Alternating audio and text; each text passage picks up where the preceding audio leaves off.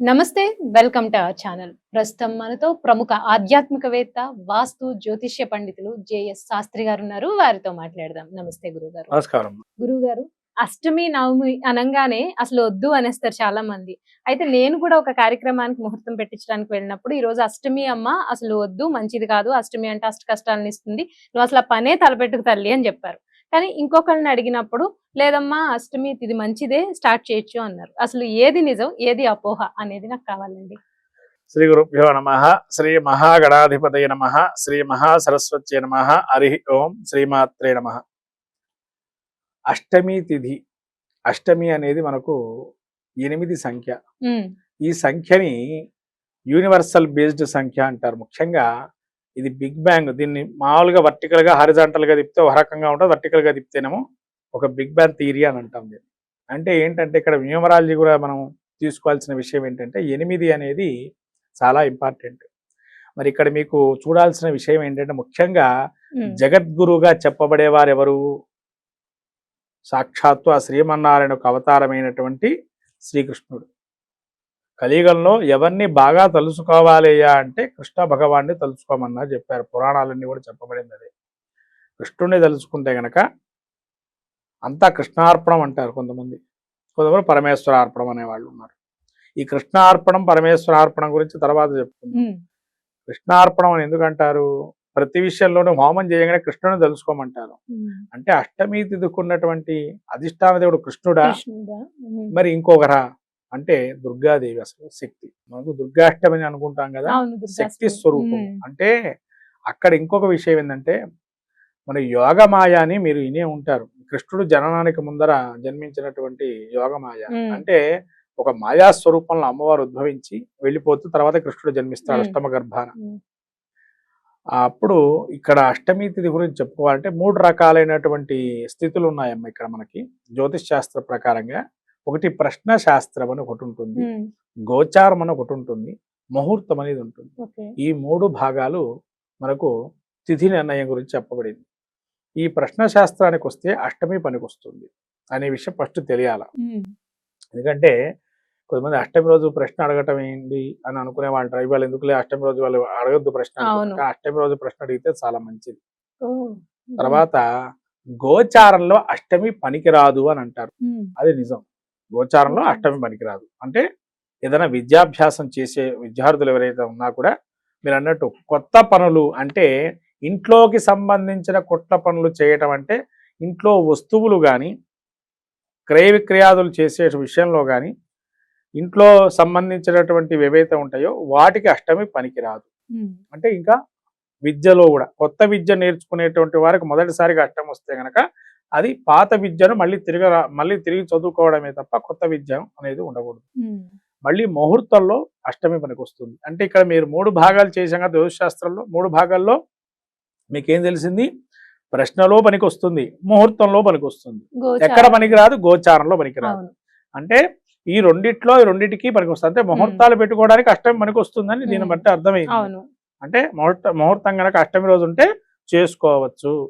తర్వాత గోచారంలో ఏంటంటే కొత్తదైనటువంటి పనులు ఇంట్లోకి తెచ్చుకునే వస్తువుల గురించి, లేదా మీరు చదువుకునేటువంటి చదువుకు సంబంధించి కొత్త చదువు చదువుకోవాలన్నా కానీ హ్మ్. ఆ రోజు పనికిరాదు.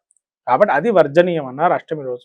ముహూర్తాలు శుభ్రంగా గృహప్రవేశాలు పెళ్లిళ్ళు అన్నీ ఓహ్! చేసుకోవచ్చు. చేసుకోవచ్చు. ఇంకా విషయం చెప్పాలి అనంటే నవమి రోజు పనికిరాదు. నవమి పురుషుడు కథ ఒకటి ఉంది. నవమి రోజు గనక ఏ పని చేయకూడదని ఉంది. కొత్త చదువు చదువుకోకూడదు. హ్మ్. అందుకనే కానీ నవమి మంచిది అంటారు కదా! మీరు అన్నారు, మీరు ఒక మాట మీకు తెలుసో తెలీదో నానుడు కూడా ఉంది. హ్మ్. ఒక ఇంటి నుంచి ఇంకో రోజు 9వ రోజు పోకూడదు మళ్ళీ ఇంటికి అని అంటారు. అవును. మరి ఎందుకు అక్కడ పెట్టారు హ్మ్. పెద్దలు? హ్మ్. ఇప్పుడు 8 రోజులు అయిన కరెక్ట్. తర్వాత 9వ రోజు 9వ ఇంటికి రోజు వెళ్ళకూడదా అని వెళ్ళకూడదు అంటారు. అంటారు. అంటే అవును. అక్కడ మీరు గమనించాల్సిన విషయం ఏంటంటే అది శాస్త్ర హుహు. ప్రమాణం. హ్మ్.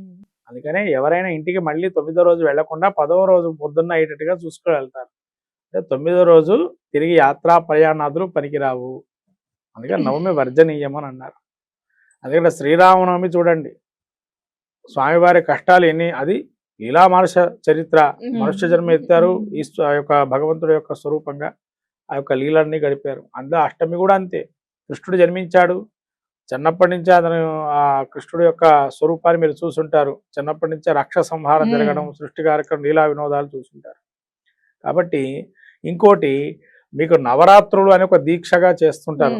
మనకు ఏది వసంత నవరాత్రులు అని ఉన్నాయి, మళ్ళీ దేవీ నవరాత్రులు ఉన్నాయి, అన్ని రకరకాల నవరాత్రులు. అంటే 9 రోజులు కూడా ఏది ముట్టకుండా ఉంటారు, ఏకభక్తం చేయటం.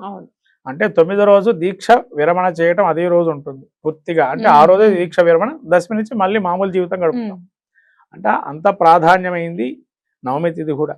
అందుకని ఈ నవమికి అష్టమికి ఉన్నటువంటి సంబంధం ఏంది అంటే, నవమి కన్నా అష్టమి చాలా మెరుగైనటువంటి తిథి. నవమి రోజు అసలు ఏ పని చేయకూడనటువంటి తిథి. కానీ కొంతమంది మహానుభావులు చాలా మంది జన్మించున్నారు ఆ నవమి తిథి రోజు కూడా. కానీ ఏంటంటే వాళ్ళ లగ్న జాతక రీత్యా యోగ అవయోగాలను బట్టి ఉంటుంది.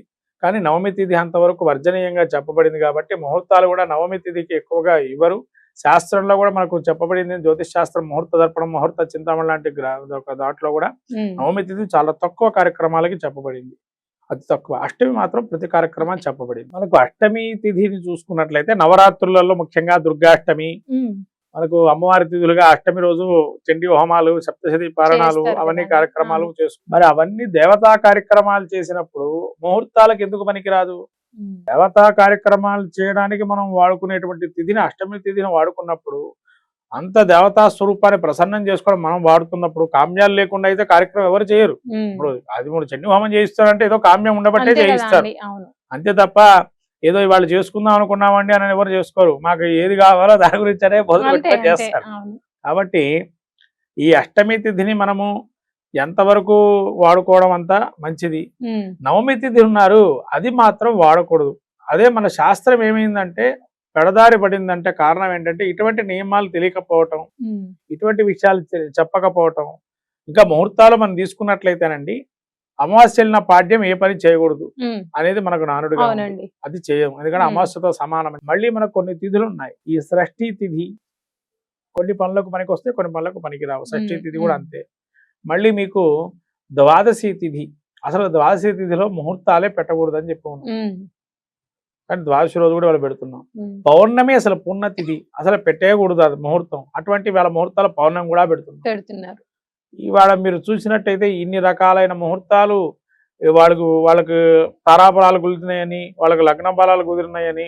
అంటే తారాబలం కుదరంగానే సరిపోదు, తిథులు కూడా మనం చూసుకోవాలి. తిథులకు కూడా కొన్ని ఉన్నాయి, నంద తిథులు, భద్ర తిథులు, మళ్ళీ ఇంకొక తిథుల్లో కూడా 2-3 రకాలు ఉన్నాయండి. ఈ తిథుల్లో కూడా చూసుకోవాలి, ఈ తిథులు కూడా ఆ తిథిలో చేయాలా లేదా అనేది. అప్పుడే వారికి సక్సెస్ అనేది ఉంటుంది ఒక కార్యక్రమం పెట్టుకున్నప్పుడు. అంతే తప్ప మనకు కుదిరినప్పుడే చేసుకుంటామంటే, నీకు కుదిరినప్పుడు ముహూర్తం కుదరద్దు కదండి. అందుకని వీళ్ళు చూసుకోవాలి. మీ దగ్గరలో ఉన్న పంతులు గారిని మనం కనుక్కున్నప్పుడు పూర్తిగా మనకు ఎంతవరకు జరుగుతుందో, ఒకరోజు నిద్రపోకపోతే ఏం కాదు. ఎందుకంటే కొంతమంది నిద్రలు పంతులు గారు గృహప్రవేశం ఉంటే తెల్లవారుజామున పెడుతున్నారు, మీరేమో రాత్రి పెట్టారు అని అంటారు కొంతమంది. అవన్నీ కాదండి, ముహూర్తాలు ఎప్పుడుంటే అప్పుడే పంతులు గారు పెడతారు తిథి అనేది. అది మీ ఇష్టం ఉన్నప్పుడు పగలపూట చేస్తేనే తిథి, రాత్రి చేస్తే గృహప్రవేశాలు తిథి లేదని కాదు. ముహూర్తం అనేది గ్రహాల యొక్క అనుగ్రహాన్ని పొంది, ఆ లగ్నానికి శుద్ధి కలిగి, సప్తమ అష్టమ శుద్ధులు ఉండి, ప్లస్ గృహప్రవేశానికి ఒక రాశి ఒక భావాన్ని మనం శుద్ధి చేసుకోవటం, శంకుస్థాపనకు ఒక భావాన్ని శుద్ధి చేయటం, ఉపనయనానికి ఒక భావం శుద్ధి చేయటం. అంటే ఒక్కొక్క ఘట్టానికి ఒక్కొక్క లగ్నాత్ ఉండే ఒక రాశి ఆ భావం శుద్ధి కావాలి, ఉండాలి. అప్పుడే వాడి సక్సెస్ అనేది వాడి జీవితంలో ఉంటుంది. అంతే తప్ప మరి ఎన్ని మంచి పనులు చేసినా ఏది సక్సెస్ కావటం లేదు అనే దాని గురించి చూస్తే, ఫస్ట్ ముహూర్త బలం ఉంటే కొన్ని గ్రహాలు ప్రతికూలంగా మన జాతకంలో ఉన్న ఆ ముహూర్త బలాన్ని కూడా వాటికి నశింపజేస్తుంది అనేది మనకు చెప్పబడింది. అందుకనే ముహూర్తంలో ముఖ్యంగా చూడాల్సింది ఏంటంటే, ఏకాదశంలో పాపగ్రహాలైనటువంటి రవి ఉంటే గనక 1,00,000 దోషాలు పోతాయని, శుక్రుడు ఉంటే గనక 55 దోషాలు పోతాయని, 55,000 దోషాలని, బుధుడు ఉంటే 45,000 దోషాలు పోతాయని చెప్పి, ఇలా 2,00,000